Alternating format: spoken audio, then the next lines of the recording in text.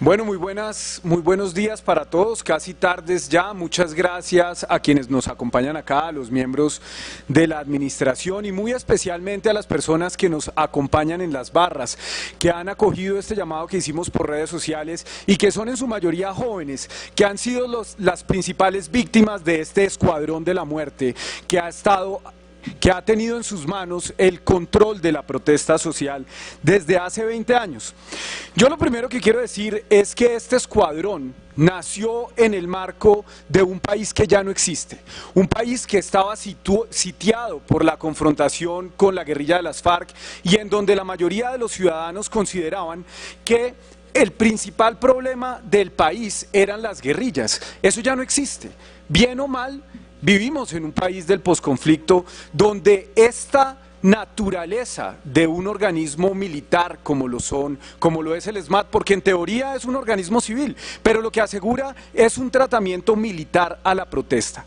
Y la Colombia del posconflicto necesita otro tipo de manejo para estas situaciones y claramente el ESMAD no lo da. Por eso es que yo hoy quiero exigir con toda claridad el desmonte de esta fuerza. Quienes creemos en la democracia no podemos pedir menos que esto. Acá no hay espacio para tibiezas, colegas. Que algunos sectores, por quedar bien con el gobierno nacional o por algún temor a la opinión pública, empiecen a buscarle matices a esto, yo creo que aquí no hay caso. Aquí de lo que hablamos es de salvar vidas, vidas que se han perdido por ese tratamiento militar a la protesta. Así que yo quiero llamar claramente al desmonte del ESMAD y quiero hablar en este punto de cuál fue la evolución de esta fuerza de choque, porque resulta que el ESMAD no es ni mucho menos un organismo diseñado para acompañar la protesta, es un organismo de choque pensado para acabar la protesta y sobre todo para criminalizarla. En esta gráfica vemos cuál fue su crecimiento. Cuando comenzó en el gobierno conservador de Andrés Pastrana en 1999, tenía apenas 200 hombres, pero al llegar el gobierno de Álvaro Uribe, su crecimiento fue enorme, se multiplicó 5 veces y terminó con 1.793. Pero fíjense ustedes, a los que les gusta romantizar el gobierno de Juan Manuel Santos, aquí vemos que en el gobierno de la palomita, ¿cierto?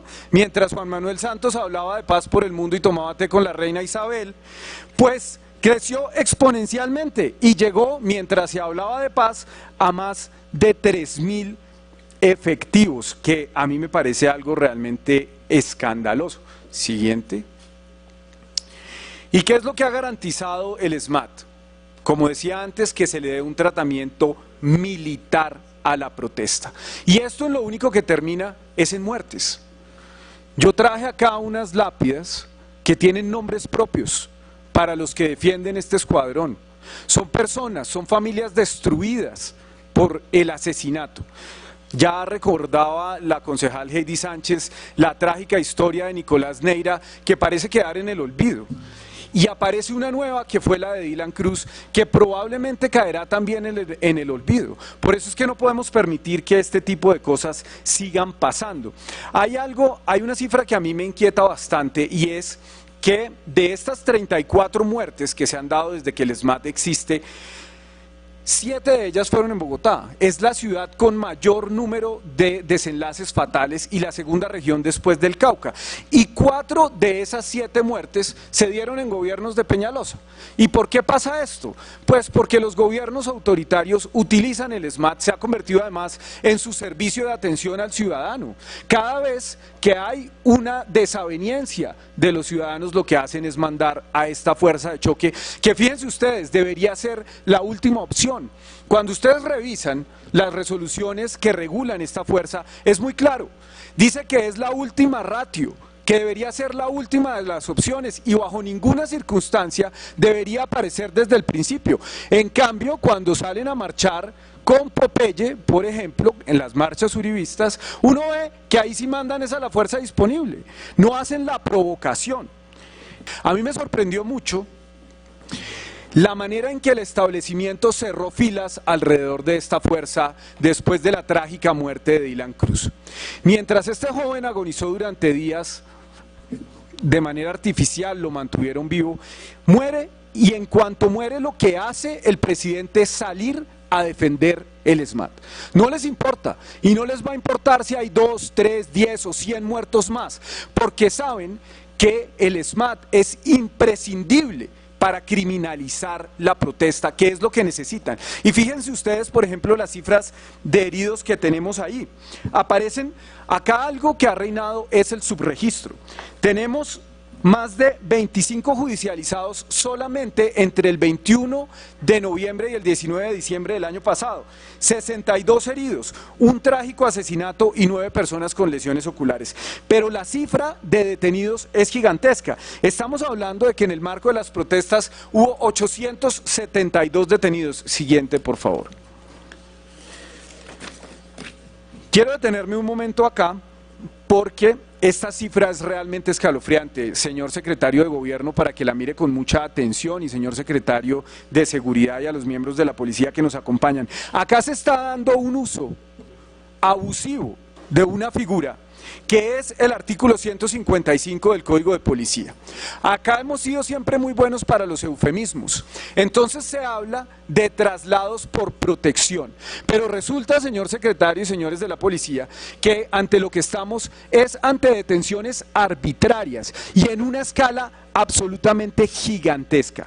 Mientras que en el marco de las protestas del 21 de noviembre, se detuvieron 872 personas, resulta que a lo largo de ese mes en toda la ciudad hubo 11.903 detenciones y de esas 11.843 fueron bajo la figura del traslado por protección. Y yo quiero contarles a quienes nos ven acá, colegas, y a quienes nos ven en redes sociales, que ese traslado por protección tiene un protocolo muy claro que consiste en 3 pasos. Lo primero que deben hacer cuando se utiliza esta figura es buscar a la familia de la persona que va a ser trasladada. Esa persona debe entregársele a un familiar o a un allegado.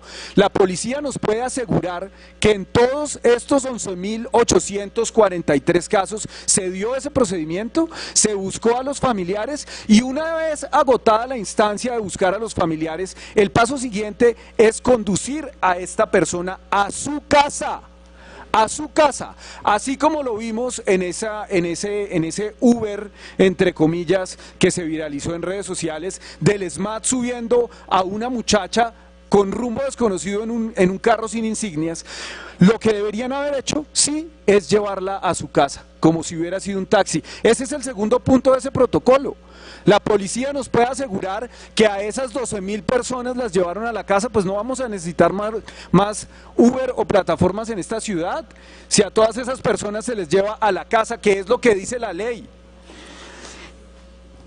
Si esto no es posible, se les lleva a un centro de salud, en caso de que la condición lo requiera así, pero nunca, bajo ninguna circunstancia, cuando se utiliza la figura del artículo 115, a estas personas se les puede llevar a una estación de policía.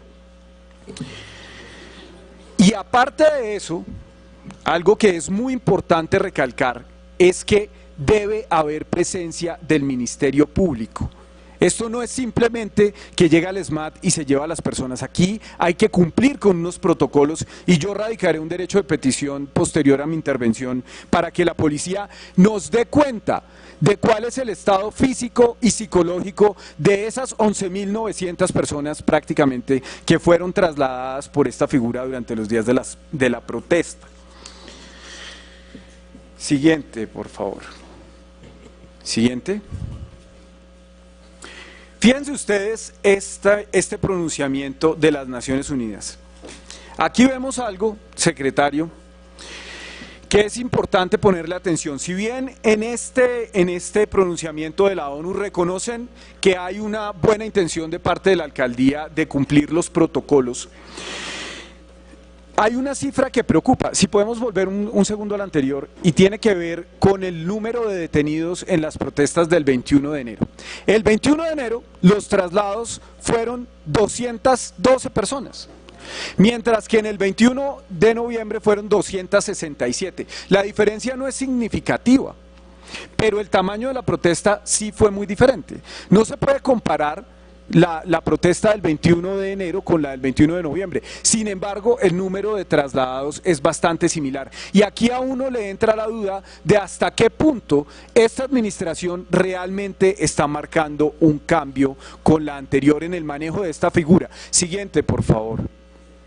Esta resolución de la ONU deja claro algo que es muy importante y expresa su preocupación y seguirá haciendo seguimiento para garantizar que no estemos aquí ante algo que viola los protocolos internacionales y es el derecho a no ser detenido arbitrariamente. Siguiente.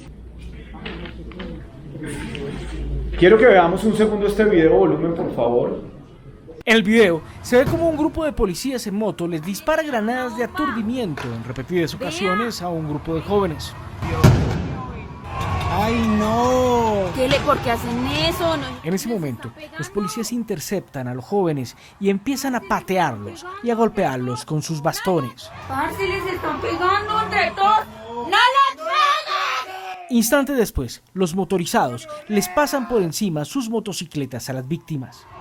¡Ay! ¡No! ¡Lo están atropellando! ¡No! La pareja de jóvenes heridos quedó tendida en el suelo y posteriormente fue hospitalizada. Me da miedo que si uno de esos tipos, sabiendo que lo voy a denunciar, me vea en la calle y me mate porque no les faltó nada para hacerlo. Si quieren ver grabaciones en de las cámaras de todas partes, pueden ver que yo no iba ni lanzando nada, ni agrediendo a nadie. Bueno, ahí tenemos cuál es el proceder normal del SMAT. Siguiente, por favor. No voy a detenerme mucho en esto porque el tiempo se agota, pero claramente en la administración anterior esta fue la primera opción. El servicio de atención al ciudadano de la alcaldía Enrique Peñalosa fue el SMAT. Y yo sí espero, señores de la administración, que aquí se marque una diferencia. Ese más de 1 millón de personas que votaron por ustedes, lo que pedía era un cambio, no una continuidad. Siguiente. ¿Hay bloqueos buenos y bloqueos malos? Aquí lo que tenemos que hacer, señores, es normalizar el derecho a la protesta. El derecho a la protesta es un derecho fundamental, como lo es el derecho a la recreación, al deporte. Acabamos de asistir a una jornada exitosa del Día Sin Carro, en el que, según los medios, 1.800.000 vehículos tuvieron restringido su derecho a circular. ¿Y qué pasó? Entonces había que mandar el SMAT para que pudieran circular. ¿Es así de importante el derecho a la circulación? Nosotros, hay protestas, hay bloqueos buenos y bloqueos malos, entonces se puede bloquear la circulación del tráfico para que los aficionados a los toros tengan el derecho a su espectáculo de muerte y dolor, pero no se puede bloquear la vía para que haya democracia. Así como le entregamos el espacio vial a la recreación, se lo podemos entregar a la democracia. Olvídense, ese cuento que nos han echado aquí algunos con todo el cinismo, de que hay que mandar el SMAT porque los papitos y las mamitas no pueden llegar a tiempo a ver Yo Me Llamo a su casa, es carreta. Esos papitos y esas mamitas podrían bajarse del bus, acompañar las movilizaciones para garantizar que sus hijos tengan derecho a la salud y a la educación. Siguiente. ¿Y cuánto nos cuesta esta joya? Los cálculos que tenemos, que no son exactos, porque no hay un cálculo real de cuánto ha costado el SMAT en estos 20 años, pero si hacemos la sumatoria siguiente, por favor, tendríamos que más de 84.000 millones de pesos es lo que se ha gastado en adquisición de elementos, sin contar todo lo demás. Siguiente. Y le preguntamos al enlace de Transmilenio cuánto habían costado los daños generados en las protestas y resulta que la cifra es de 3.900 millones de pesos. Y a mí me pareció que era una cifra, pues, no tan alta como se esperaba. Pedimos rectificación y efectivamente fueron 3.900 millones de pesos los daños, que es una pequeña parte, por ejemplo, de lo que Enrique Peñalosa gastó en publicidad solo en el año 2018, que son 50.000 millones de pesos más lo que se haya salido por la agencia en casa y por todas esas otras partes por donde desviaba recursos. ¿Y qué me dicen de los costos de la corrupción? 50 billones de pesos anuales. Y el problema aquí es desplegar todo este dispositivo policial para evitar unos daños de 4.000 millones, pues creo que las cuentas están saliendo bastante mal. Siguiente. ¿Qué podemos hacer con este dinero? Pues fíjense, nada más con el presupuesto entre el 2016 Solamente con el presupuesto que se invirtió entre el 2016 y el 2018 en compra de implementos para el SMAT, que son más de 20.000 millones de pesos, habríamos podido construir un centro CAPS y además un jardín infantil o un colegio para 1.000 estudiantes que ya aquí algunos habrían soñado con entregar en concesión a alguien y privatizarlo. ¿Y cuál es la solución de fondo de esto? La solución de fondo de esto es garantizarle a los ciudadanos que no van a tener razones para salir a protestar de una manera masiva como la hacen. Aquí estamos ante un escenario de enorme flexibilidad laboral, de unas condiciones precarias y sobre todo de una democracia restringida. Les pongo un ejemplo aquí de los 53.200 de las 53.200 órdenes de prestación por servicios que dejó esta alcaldía. Y aquí es donde la alcaldía de Claudia López, señor secretario, tiene una oportunidad de oro para cambiar el fondo de esta situación. Esos 53.200 contratistas del Estado, 30 segundos, presidente, termino. Esos 53.200 contratistas del Estado, muchos de ellos hoy lo que hacen es pagar unas cuotas para que algún politiquero se lucre. Eso alimenta el clientelismo. Si ustedes empiezan a formalizar la planta del distrito, seguramente habrá unos cuantos miles de personas menos en las calles dispuestas a expresar su inconformidad. Muchas gracias.